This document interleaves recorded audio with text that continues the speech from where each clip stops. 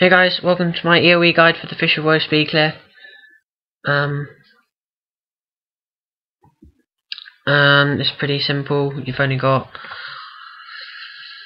to do a few things, but you've got a hard part at the end. Okay, so you want to start off by dropping your 1k for cons, then casting Edge of Extinction and Signal of Spirits, and then Splinter Weapon on the Warriors. Now try and keep Splinter Weapon on the Warriors up as much as you can, but it doesn't matter if you don't keep up on them all the time. So just do your best. So you want to just wait for the main tank to ball up all the enemies as usual. Keep up Splinter Weapon on the Warriors. Wait for them all to be balled up, and then as soon as they jump in, cast Ancestor's Rage, and then on any remaining, just use You Move Like a Dwarf and Technobabble. You want to pull your spirits in after you've used Ancestor's Rage, because they'll just finish off any foes as well. Now, after each ball, I actually recast all of my spirits, so I recast Edge of Extinction.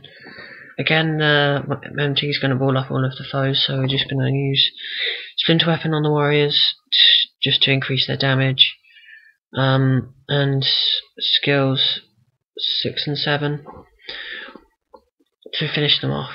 Okay, so what you want to do is kind of stay safe because you're second res, the UA has Unyielding Aura, and you have Flesh of My Flesh.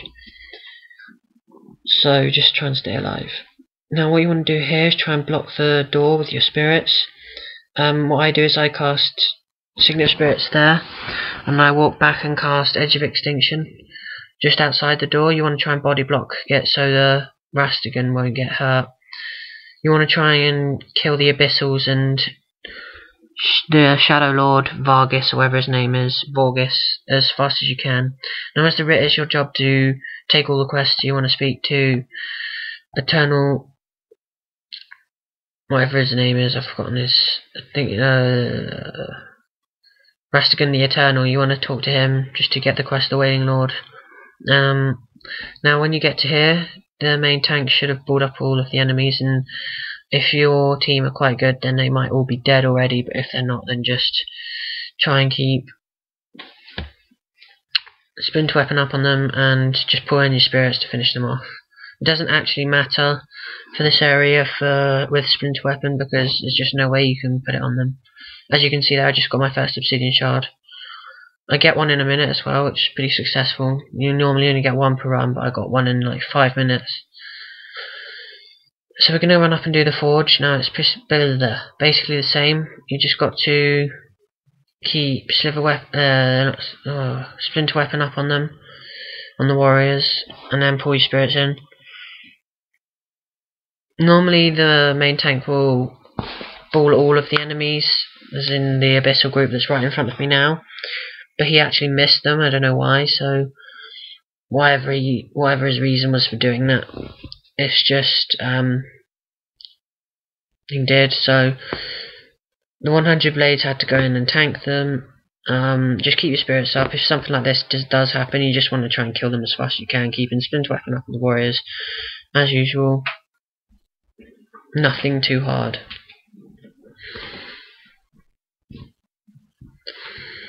So now we run around the outside. The main tank didn't do a 360 here, he just balled up all the enemies. So you just cast your skills, keep Edge of Extinction up, pull your spirits in, remember to do that. So after you've done this, you'll go to the top and the Forge Master, the Eternal Forge Master will spawn.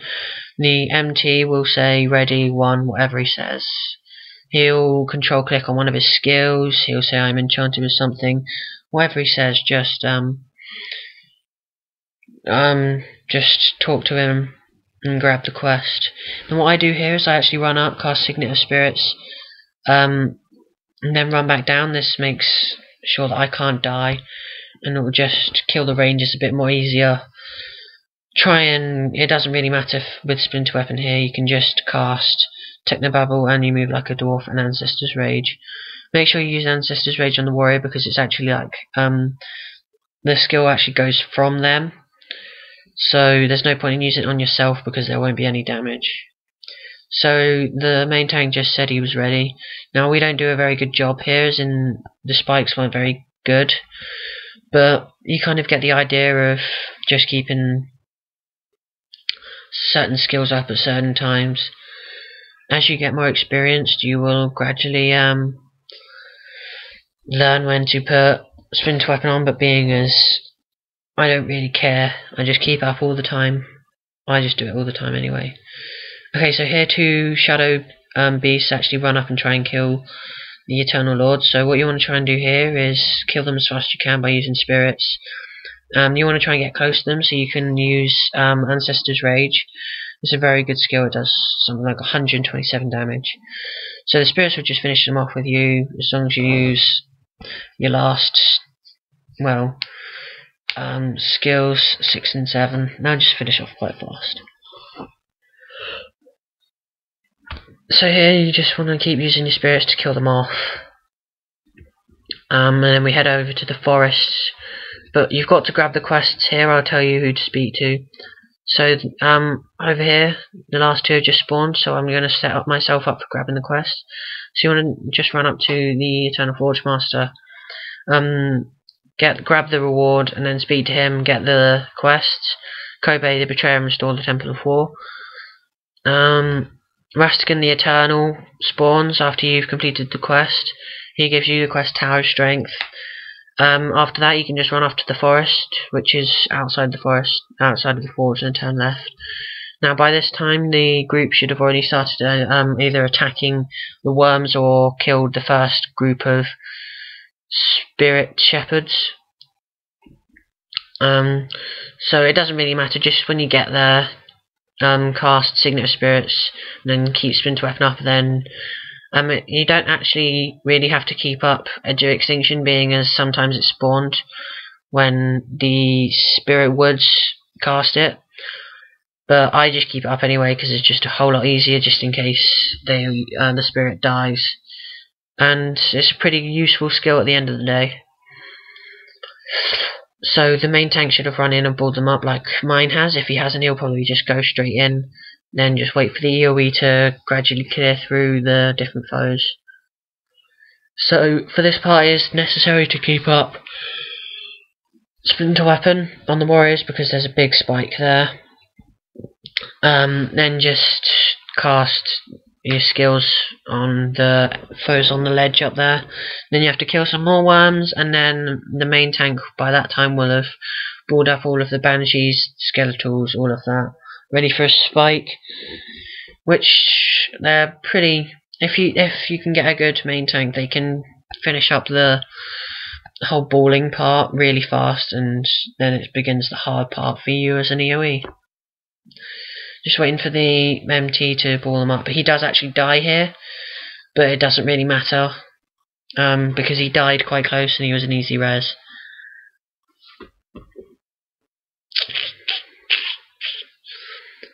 So what actually happens is he'll run across the bridge, grab all of the banshees and skeletals, they'll just ball up into one big group. If he's too near the Wailing Lord, if he kills the Wailing Lord or he gets too close to the Wailing Lord, your team will automatically fail. If he does get too close for your comfort, just say, please can you move away or come over the bridge or move away from him. So he just jumps in there. You want to keep up Splinter Weapon and use Ancestor's Rage on the group. As you see, that was a good spike. Then just finish up the rest of them by using the same skills 5, 6 and 7. There was actually a Banshee left here. I was kind of a bit worried, because the Wailing Lord, if you kill him, then that's it, it's a game over. Not only that is the 100 blades have 100 blades, which is an area of effect skill. So you just want to watch out for them. Okay, so both my terrorists died here, it wasn't a big problem. My 100 blades disconnected here. This is the Griffin's part, you don't want to take the quest. If someone takes the quest, it's not you, you just want to stay away from them. Just kind of stand here until the main tank says 1 ready, pings a skill like before. Just run over here, target anything, run into the Griffin's bubble. They'll follow you. Now what you want to do is just, if they start moving away from you, just spam, just on the nearest foe, just control and space and just keep running back and just spam until they stop. What I do is I wait here. Some people will start moving, but I wouldn't do it because it's risky, being as I only had 100 blades. So you just want to stand here. If they start to move, then you just want to ping. This is your boring part. You've just got to wait for the main team to clear your path. So make sure not to lose the aggro on them, because otherwise you'll fail, because if a Griffin dies, you will die. So there we go, the 100 blades reconnected. Now this is a good chance for me to show you how pinging works. She was actually running then, so I just controlled space and they just stuck with me. You want to do that until they're completely away, and then you should be fine really. So we're just waiting for the main team to clear out our path so none of the Griffins will die. So you just want to wait here really. It's a pretty boring part, but it's your most important job.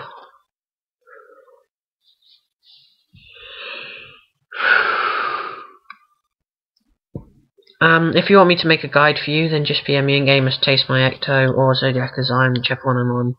If you want a guild invite, whisper Stuff and all my guild leader, and she should send you an invite if she's on. If not, whisper me, I'm an officer in my guild, so just drop me a PM if you want to have a guide made, or if you want help.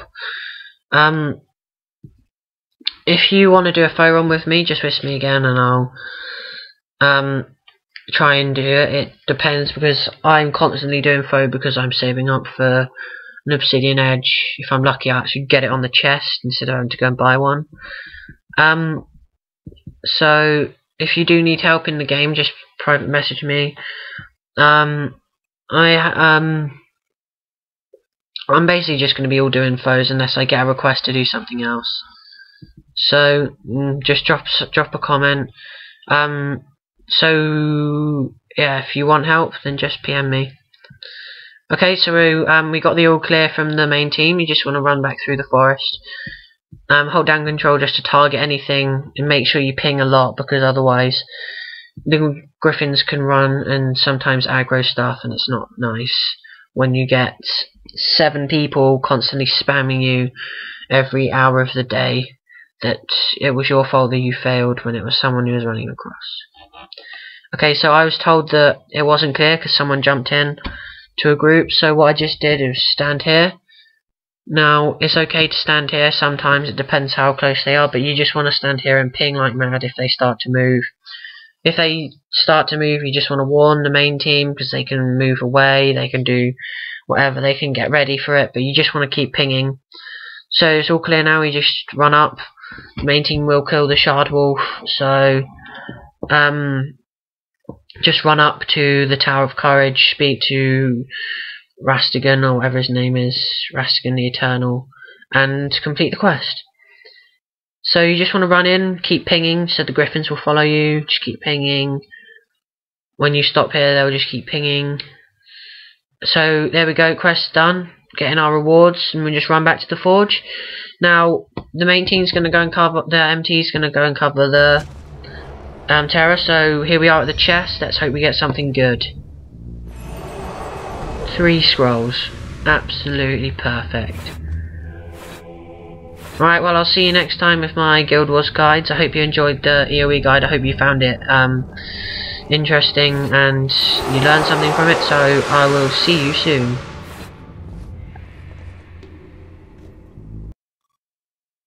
Done.